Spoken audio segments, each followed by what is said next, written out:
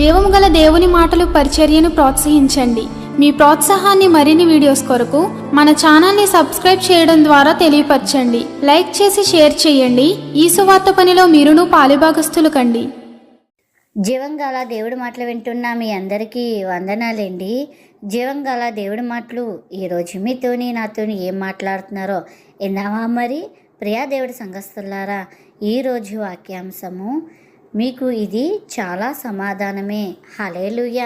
ప్రియా దేవుడి సంఘస్థులారా, మీరంతా బాగున్నారు కదా? దేవుడి కృప చూపించి మనకి మరొక నూతన రోజు అనుగ్రహించారు. ఆయన మన గొప్ప చేయడానికి, ఆయన నమ్మలు మనం అందరం ప్రకాశించడానికి మరో ఉదయకాలమే లేచి ప్రార్థనలు చేసుకున్నారా? బైబిల్ చదివారా? మరి ఇంకా ప్రార్థన చేసుకోతే తొందరగా ప్రార్థన చేసుకోండి, బైబిల్ చదవండి. మరి గతించిన సంవత్సరంలో దేవుడికి ఏ వాగ్దానం ఇచ్చారు? మరి ఇప్పుడు వాగ్దానం పొందుకోవడానికి సిద్ధంగా ఉన్నారా? ఇచ్చిన వాగ్దానాన్ని నెరవేర్చారా? దేవుడిచ్చిన వాగ్దానాలు మీ జీవితంలో నెరవేరుస్తాడు ఆయన. కానీ ఆయనకి మీరిచ్చిన మాట నెరవేర్చారా? నెరవేర్చకపోతే ఉన్న కొద్దిసేపులో నెరవేర్చడానికి సిద్ధపడండి. సిద్ధపడు కలిగి నూతన సంవత్సరంలో ఆయన ఇచ్చే మాటను పొందుకోండి. అలాగే ఈ దినము జీవంగల దేవుడి మాటలో ఏం మాట్లాడుతున్నారో మొదటి నుంచి చివరి వరకు విందాం. ఆ రీతిగా మన హృదయాలు సరిచేసుకుని ప్రభు రాకకే సిద్ధపడదాం.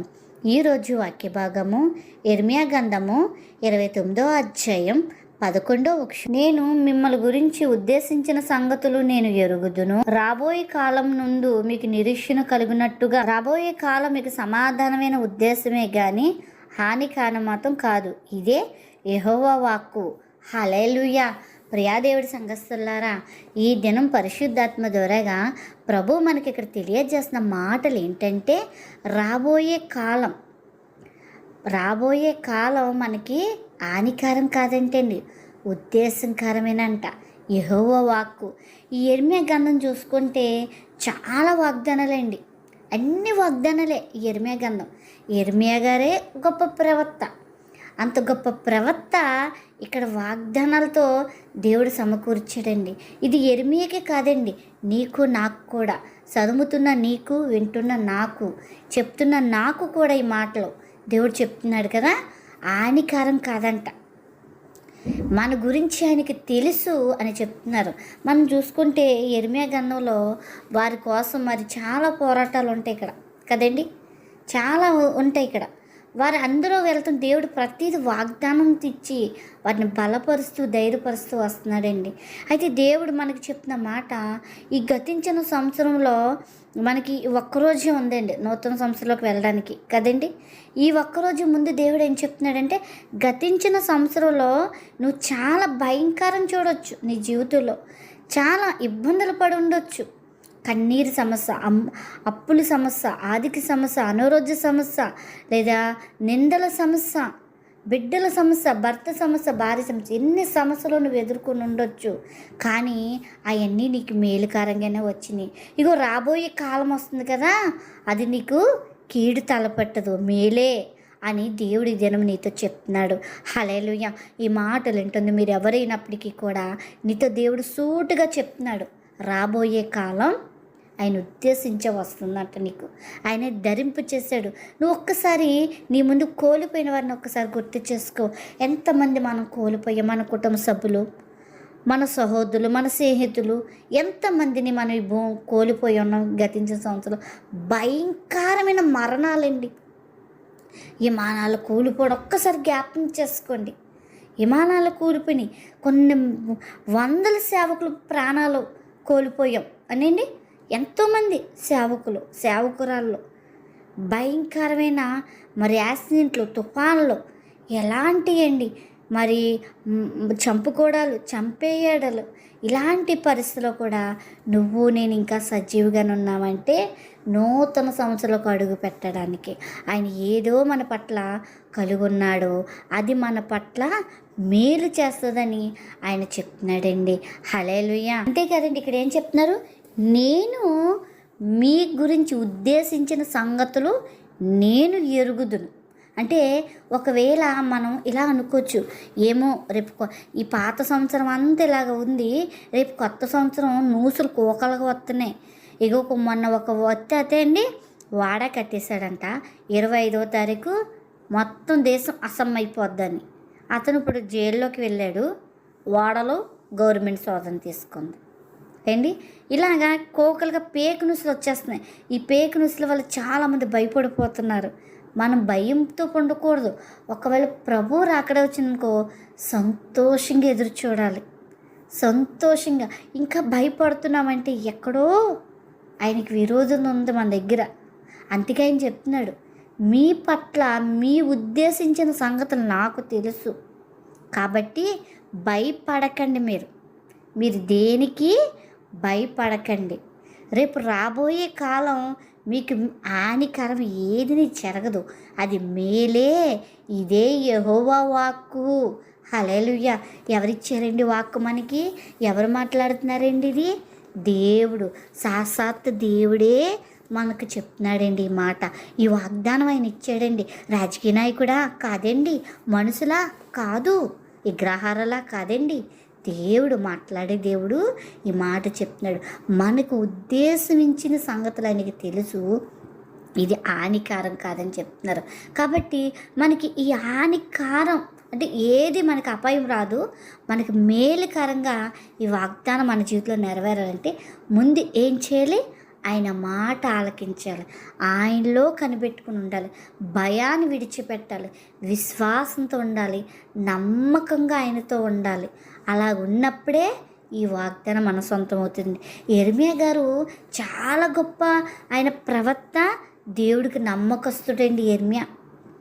ఏంటి ఎంత ఆయన చెప్పుకోవాలంటే మరి ఆయన అన్నీ మరి యెర్మీయా గ్రంథంలో చూస్తే ఎంత 150 200 మరి వాగ్దానాలు నాకు తెలీదు.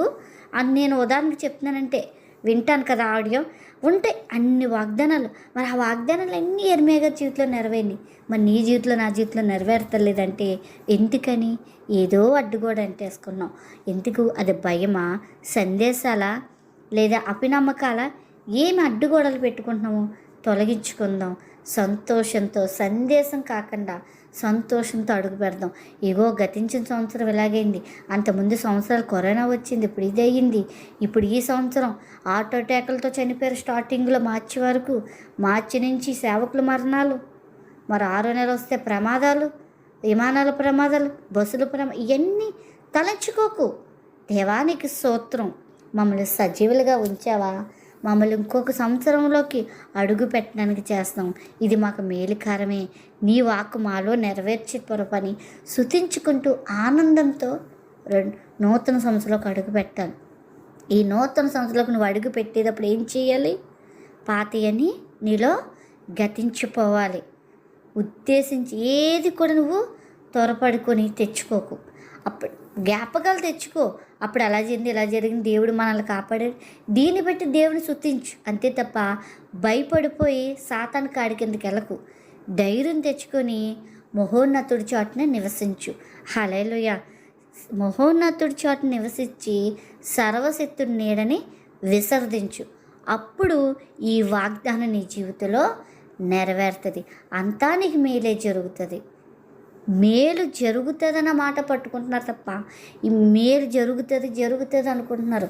కానీ మేలు జరగడానికి కారణం కింద ఒక మాట చెప్తున్నారు కదా, ఆయన చిత్తంగా నడవాలి మనం. ఇప్పుడు ఒక వాగ్దానం వెనకాల మీరు చూడండి, వాగ్దానాలు వెనకాల కింద మళ్ళీ ఇంకొక కొటేషన్ ఉంటుంది కదండి. ఒక వాగ్దానం ఇచ్చారంటే ఇప్పుడు మనకి ఏదైనా నెల జీతం పొందుకుంటున్నాం కదా, నెలంతా కష్టపడితేనే కదా జీతం ఇస్తారు ఫస్ట్. అలాగే వాళ్ళకి బోనస్ వస్తుంది కొంత. అది ఎప్పుడు? ఒక సంవత్సరానికి, 2 సంవత్సరాలకి, లేదా కొంతమందికి 5 ఏళ్ళకి బోనస్ వస్తుంది కదా. ఆ బోనస్ నెలంతా కష్టపడింది ఒక్క సంతోషంగా ఉంటుంది. బోనస్ మనకు వచ్చినప్పుడు ఎంత సంతోషం ఉంటుంది? ఆ బోనస్ రావడానికి నువ్వు నమ్మకంగా అక్కడ పని చేస్తావు, బోనస్ కోసం కనిపెట్టుకుని ఎదురు చూస్తావు. అలాగే దేవుడి చోటును కూడా నువ్వు నమ్మకంగా ఉండాలి. నమ్మకంగా ఉన్నప్పుడే ఆయన ఇచ్చిన వాగ్దానం నీలో నెరవేరుతుంది. కాబట్టి భయాన్ని విడిచిపెట్టు. ఈరోజే ప్రభువుని అద్దుకో. ఆయనకి ఏ మాట అయితే ఇచ్చావో ఆ మాట నెరవేర్చే బిడ్డగా నువ్వు జీవించు. ఆయన నీకు ఇచ్చిన నూతన సంవత్సరం సంతోషంగా ధరింపు చేసుకో. నిత్యము సంతోషం నీలో ఉంటుంది. నీకు హానికరం అంటే ఏమీ లేదు, నీకంతా మేలే జరుగుతుంది. హల్లెలూయా. నీకు సమాధానమే కలుగుతుంది. ప్రియా నా సహోదరా సహోదరాలా, ఈ మాటలు వింటుంది మీరు ఎవరైనప్పటికీ కూడా దేవుడు నీకు సమాధానం ఇస్తానని చెప్తున్నాడు. నువ్వు సమాధానం కోల్పోయేవేమో, నువ్వు లేకపోతే ఇంకేయో కోల్పోయేవేమో, ఎలాగైనా నువ్వు అన్వేషించుకో. ఏదో జరగాలనుకున్నావు, అది జరగలేదేమో ఈ సంవత్సరం, కానీ నూతన సంవత్సరం అది నీకు జరుగుతుంది. నీకు సమాధానమే తప్ప హానికారం ఏమాత్రం కాదని దేవుడు నీతో చెప్తున్నాడు. ప్రియాని సహోదర సహోదరాల, ఉపవాసాలుండి కనిపెట్టి ఆయన కొరకు ఆయన ఇచ్చిన మాట పొందుకోండి, ప్రార్థన చేయండి, ఆయనలోంచి తప్పుపోకండి. ఆయన వశములో మీరు జీవిస్తే అంతా మీకు సంతోషంగానే ఉంటుంది. ఉన్నావో లేదో ఆయనకి తప్ప నీ హృదయంలో చోటు మరి దేనికి ఇవ్వకుండా నీ హృదయాన్ని ఆయన కొరకు సిద్ధపరచుకో. అట్టి రీతిగా నీ హృదయాన్ని సిద్ధపరచుకో. అట్టి కృపాదనితో ప్రభు మనందరికీ దినము అనుగ్రహించునుగాక. Amen amen.